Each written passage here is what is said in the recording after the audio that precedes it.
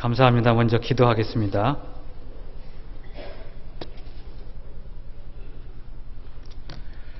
하나님께서 부족한 종을 세우셨습니다. 귀한 자리에서 하나님의 은혜의 말씀과 하나님의 뜻이 선포되게 하여 주시옵소서. 예수님의 이름으로 기도하옵나이다. 아멘.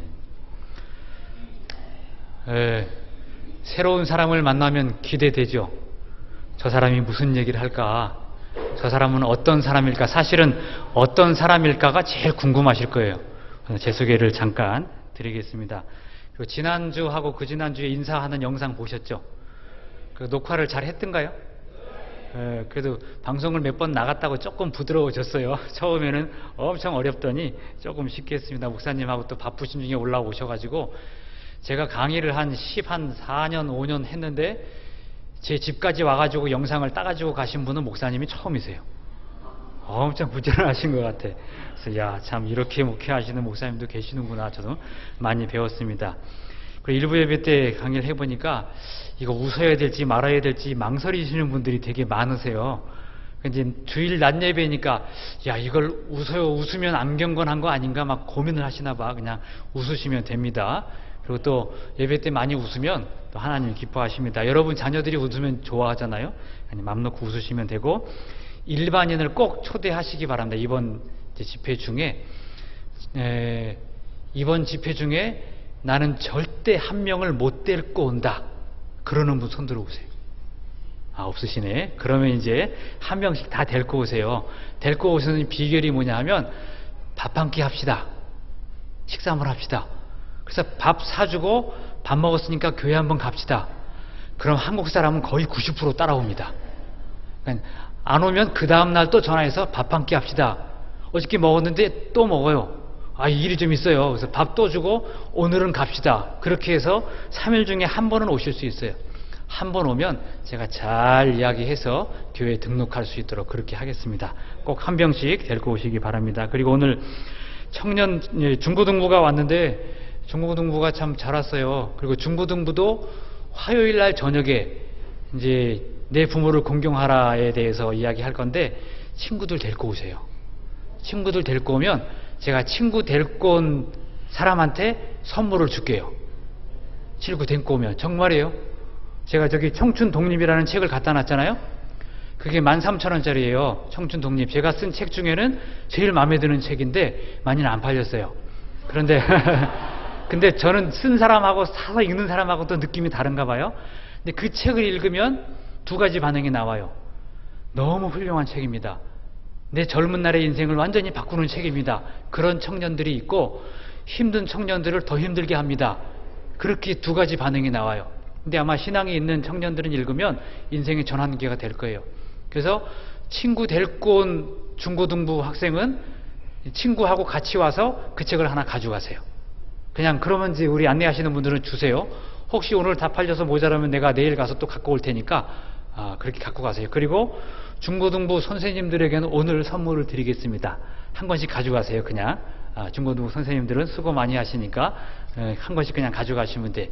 그래서 이제 혹시 모자르면 또 갖고 올 테니까 제가 선물 드립니다. 그리고 화요일 날 저녁에도 제가 선물을 드리겠습니다. 그건 아직 미공개. 여러분을 위해서 깜짝 선물을 준비했습니다. 화요일 날 저녁에 꼭 오시기 바랍니다. 강의를 시작하겠습니다. 누가복음 17장 20절 21절을 보면 여러분 다 아시다시피 하나님의 나라에 대해서 바리새인들이 물어봅니다. 하나님의 나라가 어느 때 임합니까? 물어보는 거하고 대답하는 게 전혀 틀려요. 물어보는 바탕에는 뭐가 있냐 하면 하나님의 나라를 어디서 공짜로 얻을 수 있습니까? 그런 취지로 물어봐요. 외부에서 뚝 떨어진 걸 얻고 싶다는 거예요. 그런데 예수님께서는 하나님의 나라는 너희 안에 있느니라. 이 너희 안에가 여러 가지 의미가 포함되어 있어요. 우리의 영혼과 마음 속에라는 의미도 있고 우리의 관계 속에라는 의미가 더 많습니다. 사람과 사람 사이에 하나님의 나라, 천국이 있다는 거예요. 그래서 제가 이걸 읽고 이야, 천국이 관계 속에 있구나. 관계가 깨지면 천국이 깨지는구나. 그래서 저는 한평생 동안 관계를 깨트리지 않으려고, 그리고 이제 목회를 시작해서 청년들과 함께 교회를 시작했는데 청년들이 관계에 대한 갈등들을 너무 많이 가지고 있어요. 그래서 관계에 대한 설교를 참 많이 했어요. 그러면서 관계를 좀 더 깊이 연구하다 보니까 결국은 책도 쓰게 되고 일반인들을 위한 강의도 하게 되고 그렇습니다. 그래서 이제 청년들과 목회를 하다가 교회 운영비가 없어가지고 아는 분이 목사님 일반 기업체 강의를 한번 해보시면 어떨까요? 그 강사료를 꽤 줍니다. 그러니까 이제 작은 교회 목사님이니까 한번 해보겠습니다. 막 무작정 도전을 했어요. 설교를 조금 일반인적으로 바꿔서 근데 강의를 했는데 첫 번째 강의에서 아주 대박을 쳤어요. 강의한 기업체에서 강사료 달라 그러고 여기저기 소개를 많이 시켜줬어요. 우리 직원들에게 너무나 훌륭한 강의입니다. 그래서 강사 그 자료집이 없었는데 책을 자꾸 달라고 그래가지고 어쩔 수 없이 떠밀려서 책을 써야 되겠구나. 그래서 책을 썼습니다. 책을 썼는데 그게 베스트셀러 1위가 됐어요. 한국에서. 그러니까 이제 설교집이 아니고 그냥 에세이집으로 출판을 해서. 그래서 제 말투나 강의가 한 15년 동안 일반인 대학교와 기업체 강의하다 보니까 상당히 일반화됐어요. 그래서 일반인들 전도해서 강의하는 그런 프로그램이 아주 적당하다. 그런 얘기들을 많이 하세요. 그래서 이제 강의를 많이 하게 됐는데 제주도에서 전화가 왔어요. 선생님, 제주도에서 강의 좀 해주십시오. 그 당시 강사료가 목사님들 헌신예배 가면 10만 원, 15만 원이거든요. 근데 제주도 왕복 비행기가 15만 원, 10만 원 그랬어요. 그래서 못 갑니다. 제주도 멀어서. 딱 잘랐어. 일단 계산해 보니까 차비도 안 나오겠거든요. 근데 그쪽에서 비행기표 다 끊어드립니다. 따라오면 조수도 비행기표 끊어드립니다. 그래서 그러면 생각해 보겠습니다. 그래가지고 조금 있다가 간다고 그랬죠 뭐. 일단 이제 남잖아요. 비행기표 공짜로 하고 강의하면 강사로 줄 거니까. 그래서 이제 강의하고 끝나서 강사료를 주는데 도대체 기업체에서는 강사료를 얼마를 주나? 그게 궁금한 거예요. 이제 개척해가지고 청년들하고 목회하니까 사례비가 없었잖아요. 개척해서 한 10년 동안 사례비를 안 받았어요. 그냥 제가 그냥 걸어가지고 다 교회에다가 이제 헌금해서 그거로 교회를 운영했어요. 이제 궁금한 거 이게 얼마나 주나? 그래가지고 앉아서 얘기하다가 잠깐 화장실 갔다 온다고 화장실 가가지고 열어서 쉬어봤어. 얼마나 주나 도대체. 그랬더니 100만 원 주더라고. 이야, 그 당시 2004년도면요. 지금 몇 년 전이 한 10 몇 년 전이잖아요. 그 당시 100만 원이면 작은 돈이 아니에요. 개척교회 목사가. 그래서 이야, 짭짤하다. 이게 장사가 된다. 그런 생각이 속으로 들더라고. 그렇게 생각하면 안 되는데 이 목사도 인간인지라 그런 생각이 들었어요. 그래서 이제 멀리서 부르면 다 간다. 그래가지고 이제 강원도 꼴짝에서 전화가 왔어요. 강의 좀 해주세요. 강사할 사람이 갑자기 못 오게 됐습니다. 인터넷에서 찾아보니까 선생님이 강의 잘하고 베스트셀러 작가라 초대합니다. 주소를 찍어주시오. 그래가지고 이제 그 다음날 주소 주는 대로 갔어요. 어딘지 물어보지도 않고 그냥 갔어. 강의해달라니까. 도착하니까 백담사예요. 백담사가 뭐 하는 데인지 알죠? 전두환 대통령 수련했던 절이잖아요. 백담사는 꼭대기에 있고 수련원이 그 밑에 있어요. 거기서 이제 불자들이 모여가지고 수련회를 하는 거야. 근데 강사가 빵꾸 나니까 갑자기 베스트셀러 작가를 찾는다는 게 저를 찾은 거예요. 도착해 보니까 나는 목사고 자기들은 불자야. 그래서 이걸 어떻게 하나? 할 사람은 없어, 강의를. 그러니까 이제 목사님 어떤 강의 하십니까? 내가 책에 있는 강의 하죠. 책에 있는 거 해주십시오. 그래가지고 책에 있는 대로 그대로 강의를 했어요. 근데 그 중에서 또 아멘을 하더라고. 중간에. 야, 도대체 저 사람은 뭔가? 여기저기 왔다 갔다 하는 종교인인가? 그런 생각이 들었는데 친구 따라 수련회를 온 사람 같아. 그러니까 여러분 생각하기에는 야, 이 절에 다니는 사람 전도하면 교회 올까? 근데 그 중에 아멘 하는 사람도 있어요. 그러니까 예외 없이 전도하시면 다 따라와서 설교 듣고 아멘 하게 될 줄로 믿습니다. 아멘 하게 돼요. 그래서 이제 여기저기 강의를 많이 하고 다니면서 이 행복에 대해서 얘기를 했어요. 천국을 일반인들을 위해서 어떤 단어로 바꿀까? 고민하다 보니까 현대인들이 행복에 대한 아주 많은 갈등을 가지고 있어요.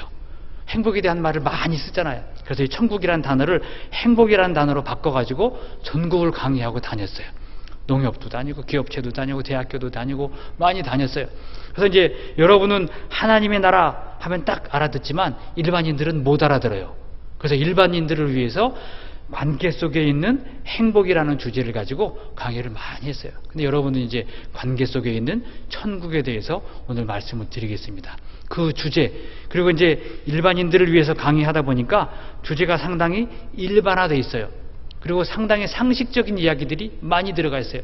근데 제가 이 강의를 하면서 깨달은 거 하나는 상식으로만 해도 충분히 우리의 신앙이 성장되더라고요. 성장돼요. 상식 이하로 떨어지면 아무리 말씀이 들어가도요, 성장이 안 돼요. 근데 상식 수준으로만 우리가 이야기를 잘 해도 신앙의 성장이 되고 인격이 성숙되고 삶이 변화가 되더라고요. 그래서 때로는 제 책이나 강의를 듣고 자기 인생이 달라졌다고 메일을 보낸 사람도 참 많이 있었어요. 요즘도 가끔 와요.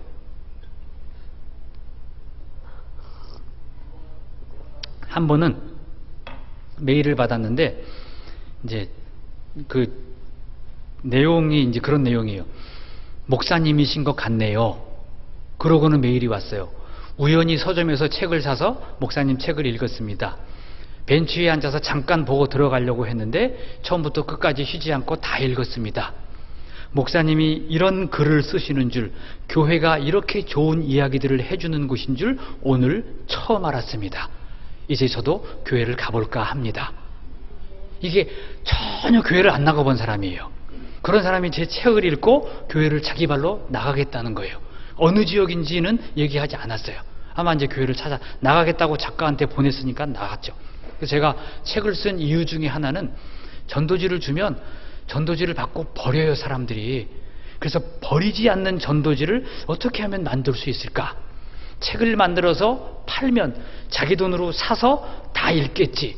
그래서 또 책을 만들려고 하는 그런 생각도 있었어요. 그래서 제 책은 자기 돈 주고 사는 전도지라고 생각하시면 돼요. 그리고 제 책을 보고 스스로 신앙을 갖겠다고 이 메일을 보낸 사람들이 꽤 많이 있었어요. 다른 데는 신앙적인 얘기가 별로 없지만 가끔 성구가 들어가 있고 저자 소개에 아름다운 교회 목사라는 게 찍혀 있거든요. 근데 그거 하나만 보고도 아, 내가 교회를 나가야 되겠구나, 이런 좋은 이야기를 들으려면 교회를 가면 매주 들려주는 모양이다, 그렇게 생각을 하고 신앙생활을 시작한 분들이 있어요. 여러분 중에서도 혹시 주변에 가정 문제나 관계 문제나 성격이 괴팍하거나 부부가 사이가 안 좋아 보이거나 뭐 그런 거 당신 사이 안 좋으니까 나와 그러지는 마시고, 그래 보이는 사람 있으면 이번 주간에 꼭 한번 데리고 오세요. 그러면 그 인생의 전환점이 반드시 될 줄로 믿습니다. 따라하겠습니다. 본론으로 바로 들어가겠습니다. 큰일이란 없다. 네, 많은 사람들이 목사님 큰일 났어요. 근데 들어보면 별일이 아니에요. 아, 목사님 정말 이건 중요한 일이에요. 목사님 어떻게 해야 될지 모르겠어요. 제가 들어보면, 제가 이제 보기에는 여러분 어떻게 보이실지 모르지만 많은 분들이 고생 하나 안 하고 크신 목사님 같대. 저한테 아주 점잖게 책이나 보고 그렇게 크신 분 같대요. 지난번에 방송에 나가니까 방송 아나운서도 그러더라고. 아, 목사님 그냥 책상에 앉아가지고 한평생 사신 분 같대. 그런데 여러분 제 책을 보시면 알겠지만 저자 소개에 철공소, 거리 행상 뭐 그런 거 다 겪어봤어요. 여러분이 생각하는 그 험한 일 다 해봤어요. 건물 꼭대기에 올라가가지고 아슬아슬하게 걸어다니면서 공사하는 그런 일도 해봤어요. 이제 그러면서 야, 인생이 참 난처하구나, 그런 위기의 상황도 많이 겪어봤어요. 근데 이제 상담하러 온 사람들이 얘기하는 걸 들어보면 때로는 웃음이 나. 그게 무슨 큰일이야, 그냥 조금 있으면 해결될 텐데, 그런 생각들이 많이 들어요. 그러면서 제가 이제 찾아낸 이야기 하나가 바로 이 이야기예요. 큰일이 없다는 이야기예요. 여러분 인생에서 큰일 났어요, 큰일 났어요, 앞으로 그런 일 절대 하시면 안 됩니다. 큰일이란 세상에 없어요. 다 사소한 일이에요. 누구 앞에서? 사람 앞에서, 한 영혼 앞에서 큰일이란 없습니다. 9층 아파트 9층 사는 남자와 8층 사는 남자가 복도에서 만났어요. 9층 남자는 늘 싸워요. 집에 오면 빨래 제대로 해라, 애들 뒷바라지 제대로 해라, 반찬 제대로 해라, 밥이 이게 뭐냐, 죽이냐 밥이냐, 그래가지고 늘 싸우는 거예요. 근데 8층 남자는 단 한 번도 싸운 적이 없어. 아파트에서 소문이 났어. 9층 남자 들어오면 아파트가 시끄럽다, 문 닫아라, 9층 들어왔다, 뭐 그런 사람이에요. 근데 8층 남자는 한 번도 싸운 적이 없어. 집 밖으로 큰 소리가 나간 적도 없고, 시장 다닐 때도 남편이 이 바구니를 들고 다닐 정도로 아주 자상한 사람이에요. 그래서 모든 사람들이 8층 남자처럼 되라, 8층 남자를 본받아라, 늘 그런 얘기가 휘돌아요, 동네에서. 9층 남자가 궁금한 거야. 어떻게 결혼하고 한 번도 안 싸울 수가 있을까? 물어보려고 늘 생각하다가 복도에서 만났어. 저 하나 물어보겠습니다. 결혼해서 한 번도 안 싸우셨다며. 뭐 싸운 기억은 없습니다. 어떻게 한 번도 안 싸울 수 있습니까? 비결 좀 알려주십시오. 에이, 비결은 뭐 별거 없습니다. 그냥 살면 됩니다. 아, 나는 그냥 살아도 안 되던데 어떻게 하면 한 번도 안 싸우고 살 수 있냐고. 8층 남자가 얘기를 했어요. 우리가 결혼할 때 약속을 했습니다. 중요하고 큰 문제는 남자가 결정하고 사소하고 작은 문제는 여자가 결정하기로 약속을 했습니다. 아마 그것 때문에 안 싸운 것 같습니다. 그러니까 9층 남자가 그 얘기를 듣더니 박수를 쳤어. 내가 그걸 일찍 알았으면 나도 중요한 거 사소한 걸 딱 나눠서 아내 일 남편 일 나눠서 싸우지 않았을 텐데, 우리는 서로 간섭하는데 집 밖의 일 집안의 일, 집사람이 집 밖의 일 간섭하고 내가 들어와서 집안일 간섭하고 중요한 거 사소한 거 막 뒤섞여 가지고 늘 싸운다는 거야. 알겠습니다. 오늘부터 내가 중요한 거 사소한 거 딱 나눠서 아내의 일 남편의 일 나눠서 간섭하지 않고 안 싸우고 살 수 있을 것 같습니다. 선생님 감사합니다. 그러고 돌아서는데, 그리고 하나가 더 있습니다. 8층 남자가 그랬어요. 아, 그래요? 또 뭐가 있는데요? 지금까지 결혼해서 중요하고 큰 문제는 한 건도 없었다는 거. 잘 생각해 보세요. 그러니까 9층 남자가 이상한 거야. 아니요, 중요한 문제가 없었어요. 이사 안 다녔어요. 이사 다녔죠. 아니, 남자가 어디로 이사 갈지 딱 결정하고 그러는 거 아니에요? 아니, 우리 집사람이 그 사소한 일이라 그러던데요. 그러니까 이사 갈 때 남편이 그런 거예요. 우리 아버님이 몸이 안 좋으시니까 이번에는 시댁 가까이 가서 여보가 당신이 좀 가까이서 이렇게 돌봐드리면 좋겠어. 그러니까 부인이, 남자가 어디 집안 이사 가는 거 참견하고 사소한 일을, 사소한 건 아내가 여자가 결정하면 남자는 들어와서 잠자고 나가서 집 이사 갈 돈을 벌어오세요. 큰 일. 돈 버는 일은 큰 일이고 돈 쓰는 일은 작은 일이에요. 사소한 건 여자가 합니다. 중요한 건 남자가 하세요. 아, 그래요? 그러면 알았어요. 사소한 일은 당신이 잘 알아서 하시오. 내가 얘기했으니까 참고해서 이사를 잘 결정하시오. 알았어요. 내가 잘 결정할 테니까 당신은 나가서 밖에서 중요한 일, 큰 일을 하세요. 그리고 친정집 옆으로 이사를 갔어. 그러니까 남편이, 아니 내가 지난번에 얘기를 했는데 왜 친정집 옆으로 이사를 왔어? 그러니까 사소한 거 가지고 두 번 얘기하지 마세요. 그거 사소한 거, 여자가 이사 갔으면 잘 갔구나, 들어와서 잘 자고 나가서 그 집 이사한 돈을 벌어오시면 돼요. 중요한 거 하세요. 그리고 자기 마음대로 이사 가는 거예요. 애들 교육을, 학원을 어디를 보낼까, 학교를 어디 보낼까. 남편이, 내가 생각하기엔 말이야. 그러면 부인이 뭐라 그럴까요? 사소한 건 남편이 간섭하면 안 돼요. 결혼할 때 약속했잖아요. 사소한 건 아내가, 중요한 건 남자가. 중요한 거 학원 보낼 돈을 벌어오세요. 사소한 거는 여자가 결정합니다. 그게 자기 마음대로 또 부인이 해가지고 대학도 보내고 다 키운 거예요. 잘 컸어. 중요한 거 사소한 거 선을 안 긋고 결혼했어. 그러니까 부인이 사소하다 그러면 다 사소한 게 되는 거예요. 그런데 어느 날 자는데 남편을 막 깨워. 여보 일어나, 중요한 일이 있어. 이야, 뭐가 중요할까? 이사 가는 것도 중요하지 않고 교육도 중요하지 않고 뭐가 중요할까 하고 번뜩 일어났는데, 나가서 통닭 사와요. 통닭, 빨리 통닭 사와. 아니, 통닭 사오는 일 정도는 애들을 시키든가 당신이 갔다 와야지. 사소한 거 다 알아서 한다며. 어떻게 통닭 사오는 일이 사소한 일이냐고. 애들이 통닭 사러 나갔다가 교통사고를 당해봐. 당신 애가 일평생 동안 장애인으로 살게 될 텐데 주위를 잘 살필 수 있는 당신이 갔다 와야지. 얼마나 중요한 일이야. 애가 나가서 통닭 안 익은 거 사가지고 와봐. 배탈 나가지고 병원 가봐. 당신 애가 병원 가는 거 좋아요? 아니지. 그러니까 통닭 사오는 일은 중요한 일이에요. 나가서 통닭을 사오세요. 중요한 거 사소한 걸 부인 마음대로 결정했어. 뭐가 중요한지 사소한지 결정을 안 했으니까. 그래서 결국은 이 아내는 모든 게 사소한 거야. 모든 게. 그 남편은 모든 게 사소하니까 참견할 일이 단 하나도 없었던 거예요. 그게 평생 안 싸우고 사는 비결이었던 거예요. 제가 이 이야기를 읽으면서 정말 중요한 일이 없을까? 한평생 살면서 제가 제 인생을 돌이켜봤어요. 여러분도 지금 이 순간 여러분의 인생을 돌이켜보세요. 아내의 마음에 상처를 줄 만큼 중요하고 큰 문제가 있었는가? 남편의 마음을 아프게 할 만큼 중요하고 큰 문제가 있었는가? 교회 장로님이나 집사님이나 권사님이나 목사님이나 속상하게 할 만큼 중요하고 큰 문제가 우리 교회에 있었는가? 제가 생각해봐도요, 아무리 생각해도 떠오르지가 않아요. 아마 여러분도 안 떠오르실 거예요. 그런 문제는 없어요. 저희 집사람하고 딱 한 번 싸웠거든요. 딱 한 번 싸웠는데 그때 내가 뭐 때문에 싸웠더라? 기억이 안 나요. 기억이 안 날 정도로 사소한 걸 가지고 서로 한평생 동안 눈 크게 뜨고 소리 질렀던 그 아픔만 가지고 살아가는 거예요. 아, 사소한 거 가지고 우리가 싸웠구나. 우리가 그렇게 살아가고 있다는 거예요. 그러니까 여러분, 오늘부터 중요한 일은 없습니다. 아내를 괴롭힐 만큼, 남편을 힘들게 한 만큼, 내 옆에 앉은 사람을 힘들게 할 만큼 중요한 문제란 없다는 거예요. 왜냐하면 천하보다 한 영혼이 크다고 예수님께서 분명히 말씀하셨거든요. 세상에 있는 어떤 문제가 내 앞에 있는 사람보다 클 수가 있습니까? 착각이라는 거예요, 이게. 우리는 이런 착각으로 지금까지 살아왔어요.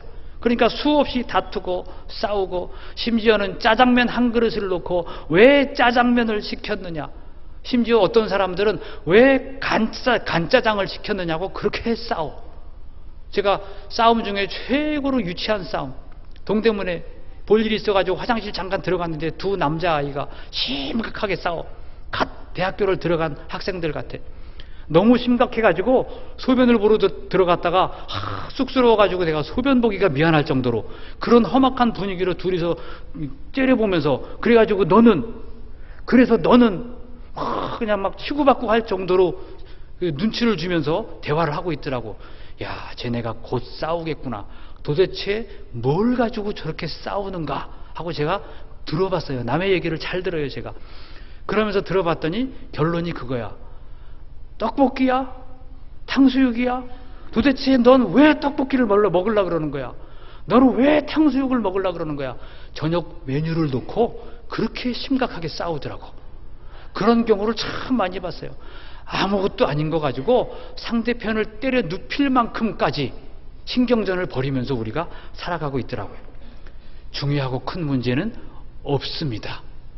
여러분 인생에 앞으로 남은 생애 동안 큰 소리 칠 만한 큰 문제가 단 한 건도 없을 줄로 믿습니다. 그런 문제는 없습니다. 큰 소리 칠 필요가 없어요. 전도서 9장 9절 제가 읽어드리겠습니다. 내 헛된 평생의 모든 날, 곧 하나님이 해 아래서 내게 주신 모든 헛된 날에 사랑하는 아내와 함께 즐겁게 살지어다. 이는 내가 일평생에, 남자에게 하는 얘기예요. 일평생에 해 아래서 수고하고 얻은 분복이니라. 하나님이 남자에게 평생 동안 고생한 대가로 주신 그 상급이 뭐냐 하면 아내라는 거예요. 전 이걸 깨달아요. 제가 어떤 실수를 해도, 나가서 무슨 잘못을 해도 한 사람만큼은 제 편이에요. 정말 지옥으로 떨어질 만한 일을 한다고 해도 한 사람만큼은 제 편이더라고. 제가 생각해 봤어. 야, 어떻게 저 사람이 이렇게 부족한 사람의 편을 들어줄까? 남편이기 때문에 그런 거예요. 그리고 저도 역시 마찬가지예요. 집사람이 아무리 큰 잘못을 하고 실수를 해도 나는 항상 그 사람 편이에요. 잘못한 게 보여. 다른 사람하고 다퉈도 그 사람이 잘했고 집사람이 못했어. 그래도 저는 상대편 편을 들을 수가 없어. 집사람 편을 들어야 돼. 하나님이 나에게 주신 단 하나의 복이거든요. 근데 우리는 그 복을 너무 함부로 다루면서 살고 있다는 거예요. 남자가 얻을 수 있는 복 중의 복, 최고의 복은 재물이 아니에요. 성공이 아니에요. 명예가 아니에요. 돈이 아니에요. 귀엽게 키우는 것도 아니에요. 어떤 분들은 귀엽게 키우느라고 집안을 안 돌봐. 자기 복을 걷어차는 사람이에요. 그 사람은. 귀엽지보다도 아내를 돌볼 수 있어야 돼. 하나님이 우리에게 내가 복으로 너의 기업을 주노라 그러지 않으셨어요. 남자에게는 아내를 주셨어요. 분복. 이 분복이란 뜻은 분양받은 복이란 뜻이에요. 여러분 집 분양받으면 누구 책임이에요? 그 집을 관리하고 청소하고 다듬는 건 내 책임이에요. 내 집이 더러우면 내가 그 집을 청소하지 않은 거예요.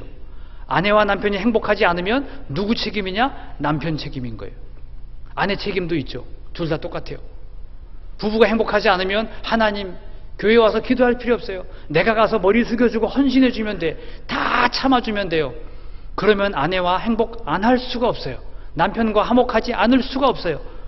근데 남편에게 아내에게 말 한마디 걸지 않고 집에서 묵뚝뚝하게 살아가면서 우리 가정은 불행해요. 행복해요. 결혼을 잘못했나 봐요. 내 탓인 거예요. 그건 다. 우리가 분양해 주신 하나님의 복을 너무도 쉽게 생각하기 때문에 함부로 취급하고 살아왔다는 거예요. 가장 잘 대접해야 될 사람이 바로 내 옆 사람이라는 거예요. 한 남자가 한 여자를 사랑하는 것보다 위대한 일은 없어요. 이게 인생의 종착점이에요. 여러분 소설이나 드라마나 영화 짤막한 단막극이라도 어떤 이야기든지 스토리의 마지막을 보세요. 어떻게 끝나나? 한 남자가 한 여자를 사랑할 때, 한 여자가 한 남자를 사랑할 때, 그렇게 끝날 때 모든 스토리가 가득 채워져요. 그리고 보는 사람도 마음이 뿌듯해요. 왜냐하면 사람은 그렇게 지어졌어요. 하나님이 그렇게 만드셨어요. 한 여자로 한평생을 만족하게 하나님이 만드셨어요. 그게 모든 스토리의 시작과 끝이에요. 그래서 여러분이 앞으로 살아가야 될 남은 인생은 어떻게 살아가야 되느냐? 한 여자를 끝없이 사랑하면서 존중하면서 돌보면서 살아가는 거예요. 한 남자의 편을 끝까지 들어주고 참아주고 인내하면서 그 남자를 세워가는 것이 아내의 인생 종착점인 거예요. 그걸 분명히 알면 불평하고 다툴 시간이 없어요. 그게 우리의 삶의 결론이거든요. 기업의 목적이 뭐냐? 아내를 사랑하기 위해서예요. 제가 이렇게 강의를 하고 다니는 게 뭐냐? 여러 가지 목사의 사명도 있지만 가정적으로는 아내를 사랑하는 거예요. 강사료 받아서 집에 갖다 주려고 강의 다니는 거예요. 그렇지 않으면 저 혼자 살면요. 저도 생각해 봤어요. 저는 돌아다니는 거 사실 좋아하지 않았어요. 30까지 경기도 밖을 나가지 않았어요. 서울 살면서. 앉아가지고 책 보고 그냥 혼자 앉아가지고 공부하고 그거 좋아했어요. 그런데 하나님이 이렇게 보내가지고 뭐 전국을 다 다니게 됐는데 사실은 다니면서 제가 즐거워하는 게 뭔가 집사람한테 갖다 줄 수 있는 게 생겨요. 지방 갔다 오면 갖다 줄 수 있는 게 생겨. 그리고 멀리까지 강의를 가면 각 지방에서 지방 특산물을 줘요. 그리고 제가 목사인 줄 모르고 술도 줘요. 술 주면 갖고 올까요? 안 갖고 올까요? 예의상 갖고 와야 돼요. 그래서 술을 주면 들어가다가 경비 아저씨를 드려요. 그래서 지난번에는 백세주 2박스를 주더라고. 백세주 2박스 비싸잖아요. 이걸 어떻게 할까? 가다 골고루 나눠줄까? 그래서 그냥 가다가 경비 아저씨 불러가지고 아저씨 술 드세요? 아, 좋아하죠. 백세주 드세요? 없어서 못 먹죠. 제가 백세주 조금 드릴게요. 아, 어디서 생기셨어요? 네, 제가 목사인데 술을 못 먹습니다. 그래가지고 백세주 가져가세요. 트렁크를 딱 여니까 2박스가 들어있잖아.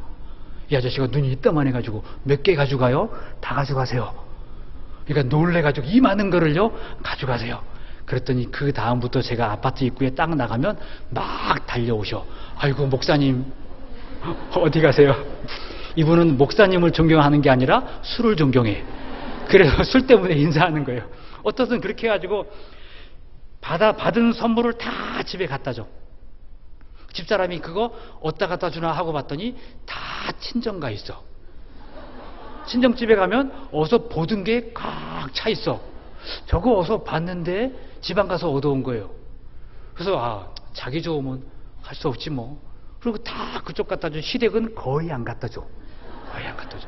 내일 또 이제 그 얘기에 대해서 할 거예요. 그 한번 용돈을 자기가 아르바이트 해가지고 용돈 100만 원을 벌었어요. 그래서 용돈을 양쪽 집에 나눠주겠대. 알아서 나눠주셔. 공평하게 나눠줘요. 그랬더니 어떻게 나눠줬을까요? 5대5로 나눠줬으면 제가 안 물어보죠. 5대5로 안 나눠줬어요. 몇 대 몇으로 나눠줬을까요? 7대3. 이야, 저 집은 아주 공평해. 8대2. 친정집 8, 시댁 2. 그걸 나눠주면서 제가 이렇게 쳐다보면서, 그래, 그렇게 나눠주고 당신이 행복하면 됐어. 나만 입 닫으면 친정이고 시댁이고 다 좋아. 시댁에서는 20만 원 받고, 야, 며느리가 용돈 벌었다고 나를 20만 원씩이나 갖다 주더라고. 친정에 80만 원 준 건 모르니까 20만 원 준 게 너무 고마운 거야. 나만 입 닫으면 돼. 그래서 제 후배 제자 중에 하나도 와가지고는 상담을 하는데, 목사님, 이번에 TV를 양쪽 집에 사줘야 되는데 친정집은 40인치, 시댁은 30인치 사준다는 거야. 누가 결정했냐 그랬더니 부인이 그렇게 결정했대. 왜? 양쪽 집에 물어보니까 그걸 사달라 그랬대. 시댁은 거실이 조그맣고 친정은 거실이 큰 거야. 그러니까 둘 다 사주긴 돈이 많이 들고 둘 다 작은 거 사주긴 그렇고. 그래서 이제 이 친구가 카이스트 나와가지고 수학을 전공했어요. 컴퓨터 수학. 그러니까 논리적으로 이거는 공평하지 않다는 거야. 목사님, 이거 어떻게 해야 돼요? 공평이라는 거는 부인이 하고 싶은 게 공평이야. 그냥 그렇게 해. 그리고 앞으로 살면서 수학적으로 논리적으로 공평을 따지지 마. 그럼 너 한평생 불행하다. 너 그거는 회사에 가서나 얘기하고 집에서는 그냥 부인이 하자는 게 공평이야. 그렇게 살아. 나도 그렇게 살았다 그랬더니 알겠습니다. 그리고 집에 가서 그렇게 살아. 지금까지 한 번도 안 싸우고 잘 살아요. 잘 살아. 저도 그렇게 살아요. 그래서 중요한 건 이 문제가 중요하냐 안 중요하냐가 아니에요. 논리적으로 맞냐 안 맞냐가 아니에요. 이 사람이 행복하냐 안 행복하냐, 그게 중요한 거예요. 사람들은 그걸 잊어버리고 5대5가 그래도 6대4 정도야, 뭐 7대3 정도는 봐주지, 8대2도 괜찮아. 9대1이면 어때요? 준 사람 행복하고 받은 사람 좋고 옆에서 바라보는 사람 그거 훌륭하다고, 그리고는 또 자기 입으로 자랑을 하고 다녀요. 사모가 우리 목사님은 말이야 8대2로 나눠줘도 좋다고 박수 쳐주는 분이야. 겉으로는 좋지만 속으로는 사실 안 좋아. 하지만 괜찮은 척 하는 거지. 저도 사람이니까 괜찮은 척 하는 거예요. 그리고 지금까지 살아왔어. 그리고 아무 문제 없이 살아요. 내 속은 썩어도 일단 가정이 화목하게 하려면 나의 논리도 버리고 나의 철학도 버리고 가치관도 버리고 다 버려야 돼. 물론 신앙이야 버리면 안 되죠. 진리의 말씀을 버리면 안 돼. 그래서 저 사람이 하는 일이 가정을 행복하게 하는 일이다. 그렇게 믿고 살면 돼요. 그래서 저희 집사람이 하는 모든 일을 저는 우리 가정을 위해서 하는 좋은 일이다. 그렇게 생각하고 8대2 그것도 우리 가정을 위해서 최선의 결정을 한 거다. 뭐 100대0이면 그거 할 말 있어요? 그거 가지고 싸울 필요 없잖아요. 그럼 그런가 보다 하고 넘어가야지. 그렇게 살아야 되는 거예요. 중요한 건 없어요. 이거 중요해. 어떻게 시댁을 그렇게 취급할 수 있어? 그러면 그 말이 나오는 순간부터 불행해지기 시작하는 거예요. 남자만 입 닫으면 다 평안해. 그런 일이 때로는 많아요. 우리가 남편이 매일 술 먹고 들어온 사람이 있었어요. 아내가 하루는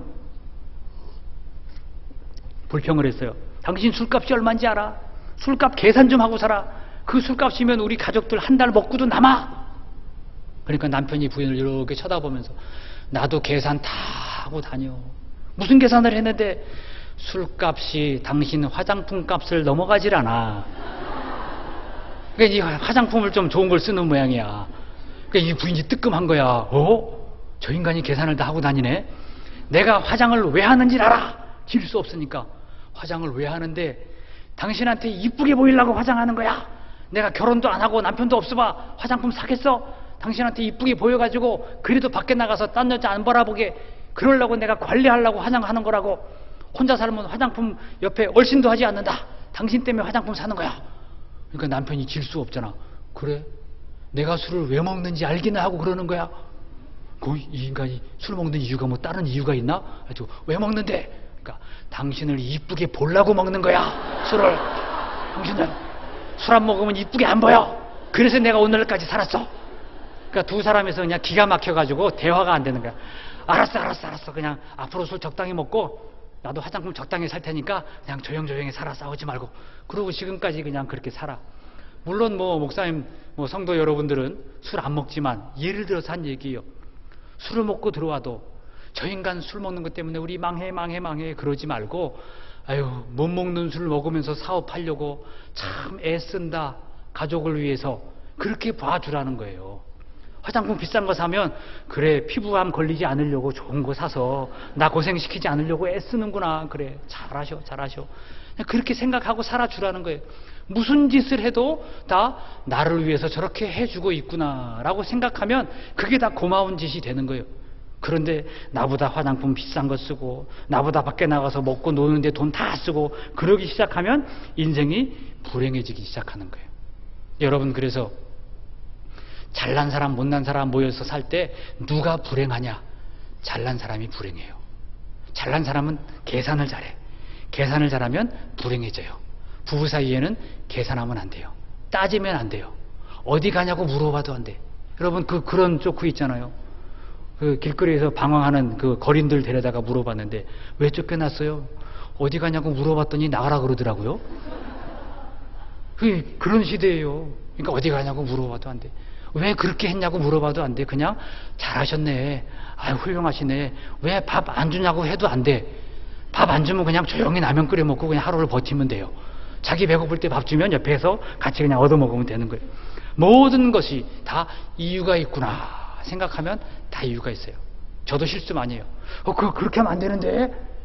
나중에 지나보면 그렇게 했어야 되는 거예요. 내가 모르고 그러는 거예요. 이게 6.25 때 있었던 실화예요. 낙동강 전투에서 이 고문관 하나가 배치받아가지고 왔어요.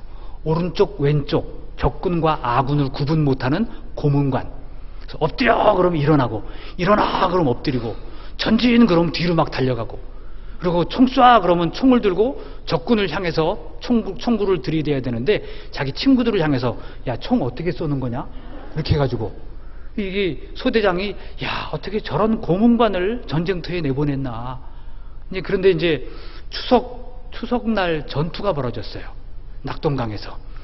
그래서 한참 전투를 하다가 안 되겠다. 이건 우리가 밀리겠다. 아주 후퇴. 그래가지고 후퇴를 했는데 다 들어와서 보니까 고문관이 안 들어온 거야. 야, 고문관 어떻게 됐냐? 후퇴 전달했냐? 아니요, 그냥 소리만 쳤는데요. 야, 끌고 와야지. 후퇴를 모르는 친구를 그냥 놔두고 오면 어떡해. 야, 올라가서 빨리 살펴봐. 진지에 올라가서 보니까 이 북한군한테 포로로 잡혀가고 있는 거야. 저만큼.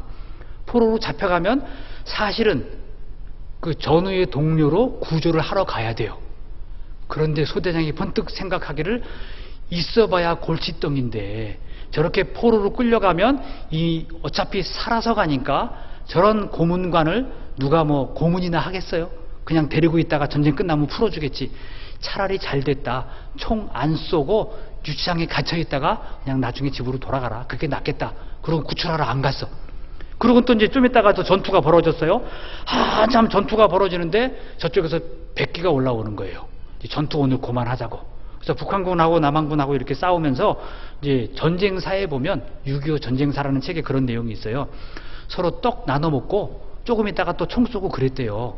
말이 통하는 같은 동족이니까. 그래서 이제 백기가 올라와서 전투를 좀 쉬자 그러나 보다 해가지고 이제 기다렸어요. 근데 저쪽에서 전령 하나가 걸어오더래. 그래서 뭔가 소식을 전하려고 하나 보다. 근데 배낭 맨 사람이 툴툴 걸어오길래 누가 오나 하고 봤더니 고문관이 걸어오는 거야. 이렇게. 그래서 왜 고문관을 보내지? 전령을 보내면 똑똑한 사람을 보내서 분명히 자기들의 의사를 전달해야 될 거 아니에요. 근데 고문관이 왔어. 소대장님 저 왔어요. 오, 그래 잘 왔다. 어떻게 왔냐? 저쪽 소대장님이 보냈어요. 뭐 어떻게 보냈는데 떡 주래요. 떡. 그래가지고 떡을 한 가방 매가지고 와서 떡 주라고 추석 송편을 메고 와서 이제 나눠 먹으라고 준 거예요.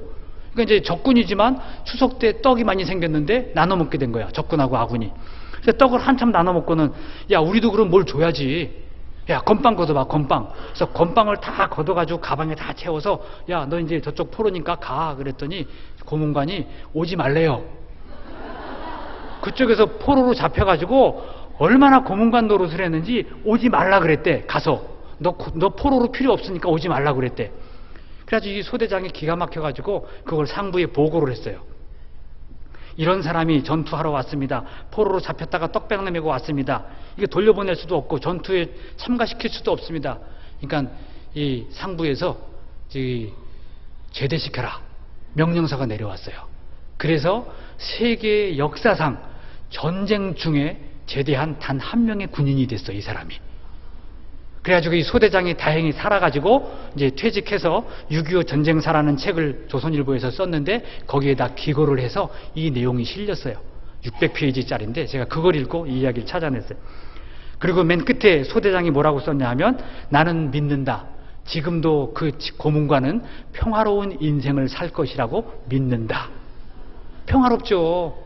어디 가서 다투고 싸우고 따지지 않고 총 어떻게 쏴요만 모르지, 뭐 그 북한군한테 가서도 웃고 아군한테 와서도 웃고 떡배낭 매가지고 왔다 갔다 하고, 그러니까 평화롭지 않을 수가 없어요.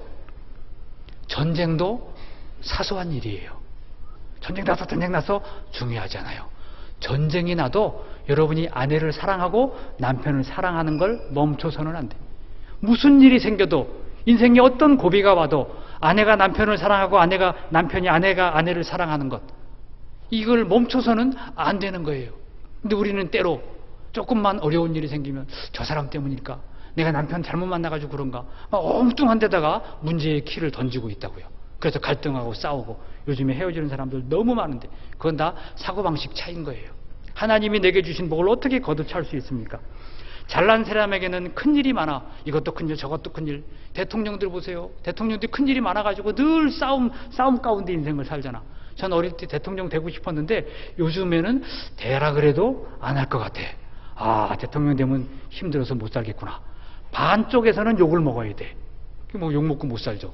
저는 욕 먹고 못 사는 사람이니까. 그래서 여러분, 한평생 살면서 정말 중요한 일 무엇일까? 없습니다. 따라하겠습니다. 큰일이란 없다. 중요한 일 없습니다. 2부 예배 때는 점심을 조금 천천히 먹어도 되니까 한 가지만 더 하겠습니다. 바쁘신 분들은 먼저 살짝 하셔도 괜찮습니다. 일이 있는 분들은.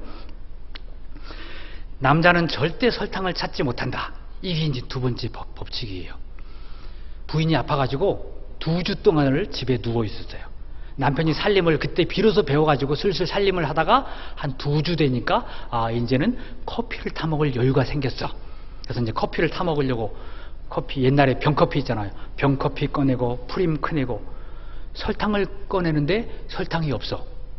그래서 이제 방에 누워있는 부인한테 소리쳤어요. 여보, 설탕 어디 있어? 거기 차단스, 부엌 차단스 딱 열면 제일 앞에 있는 게 설탕이에요. 고춧가루, 후춧가루 뭐 그런 것만, 참깨 그런 것만 다 써 있어. 안 보이는데 거기 제일 앞에 있는 게 설탕이에요. 고춧가루, 후춧가루, 간장, 된장 그런 것만 써 있는 거야. 없어. 거기 제일 앞에 있는 거 안 보여. 아무리 찾아도. 내가 눈이 안 좋은가 해가지고 안경 이렇게 해가지고 뒤에 것까지 다 꺼내서 봤는데 없는 거야. 안 보여. 설탕을 도대체 어디다 놓고 쓰길래 설탕이 없어. 그러니까 부인이 딱 한마디 했어요. 거기 고춧가루라고 써있는 후춧가루 통 속에 설탕이 있어. 여러분, 찾겠어요? 못 찾겠어요? 못 찾아. 이 사람이 후춧가루 통을 쓰다가 후추가 떨어졌는데, 야, 통이 너무 좋은 거야. 그래서 거기다가 고춧가루라고 딱 써가지고 고춧가루를 넣어서 후춧가루 통을 썼어. 고춧가루가 떨어졌는데 그래도 버리기가 아까워. 설탕을 넣고 쓰면 좋겠다. 그래가지고 이제는 고춧가루라고 써놓은 후춧가루 통이 설탕 들은 거야. 부인은 그걸 알고 딱 꺼내서 썼어. 탁탁탁. 얼마나 편한지 몰라. 근데 생전 처음 살림을 하는 남편이 설탕을 찾는데 후춧가루 통인데 고춧가루가 써 있어.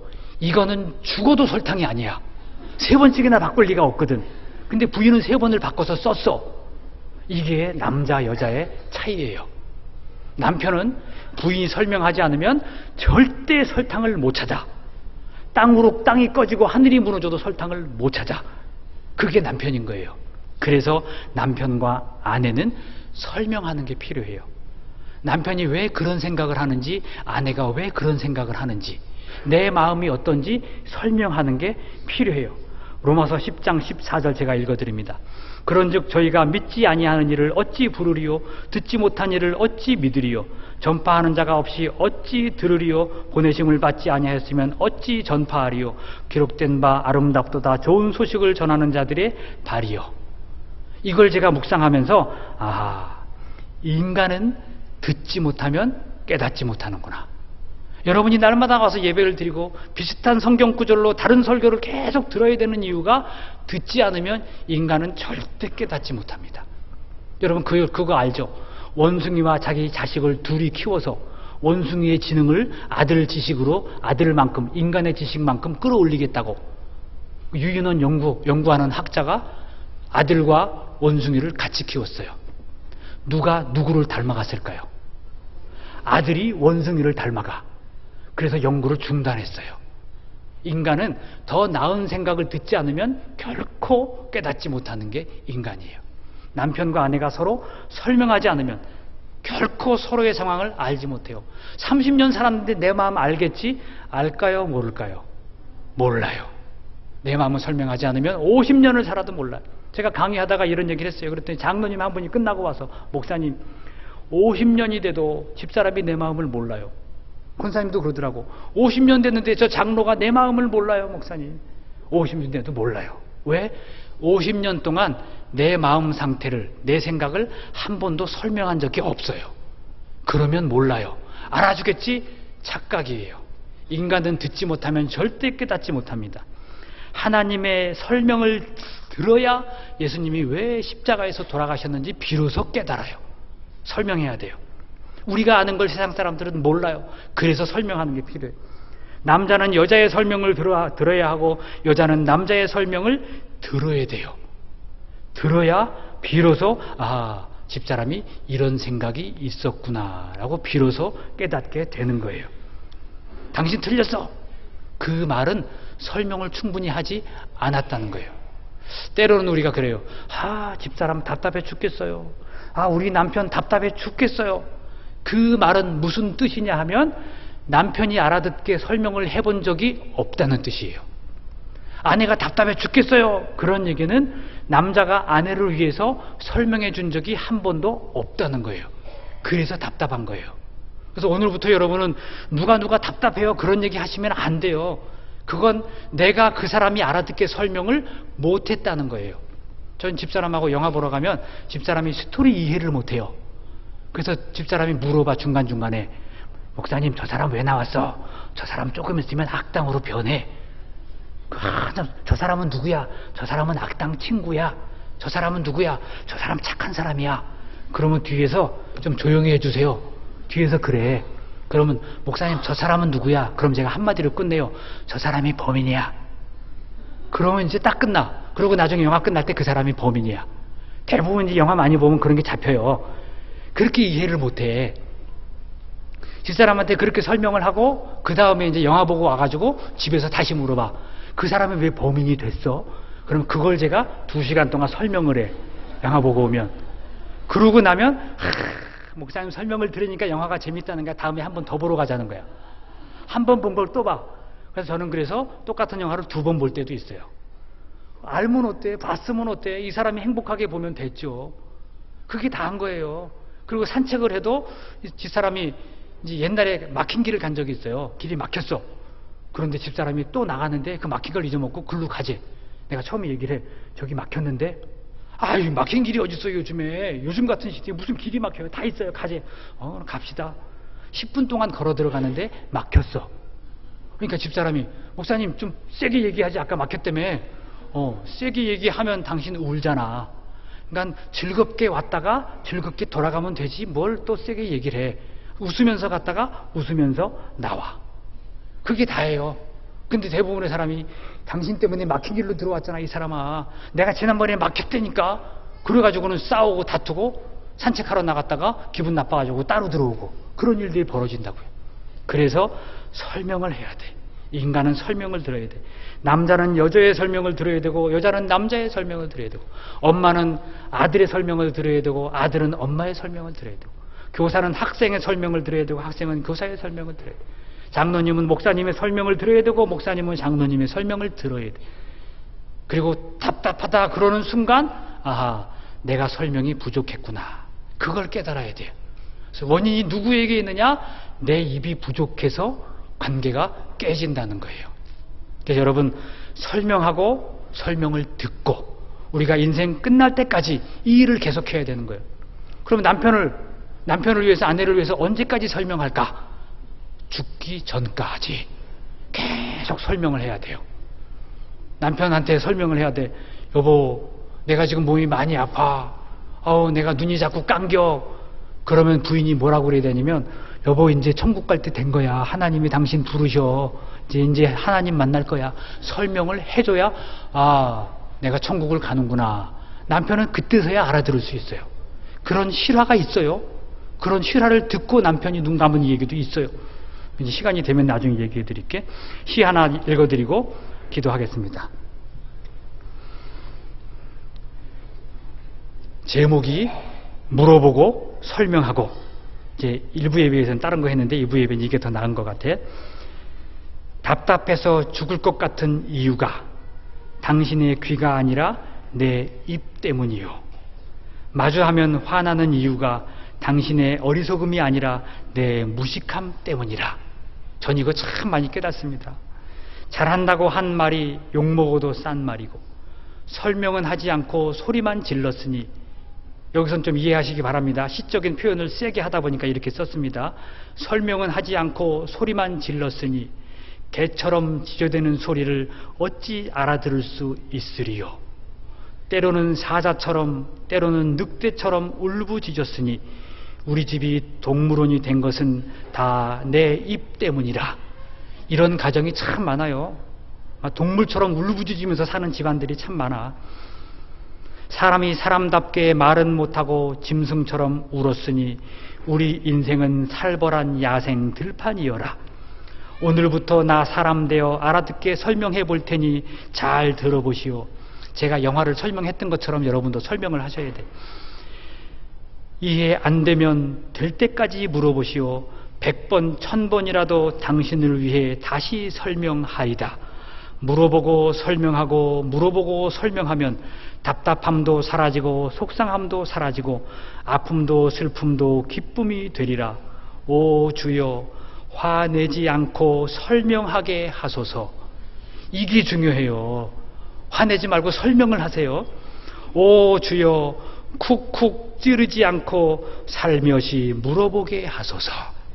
이렇게 물어보고 설명하면서 여러분의 남은 가정과 여러분의 신앙과 인생의 삶을 평화로 만들어가는 성도들이 되시기를 축원합니다. 기도하겠습니다. 하나님 아버지, 감사합니다. 세상에 큰일이 많은 줄 알았는데 큰일이 하나도 없었습니다. 내 앞에 있는 아내보다 큰일이 없고, 내 옆에 있는 자식들보다 큰일이 없고, 내 옆에 앉아있는 성도들보다 중요한 일이 단 하나도 없습니다.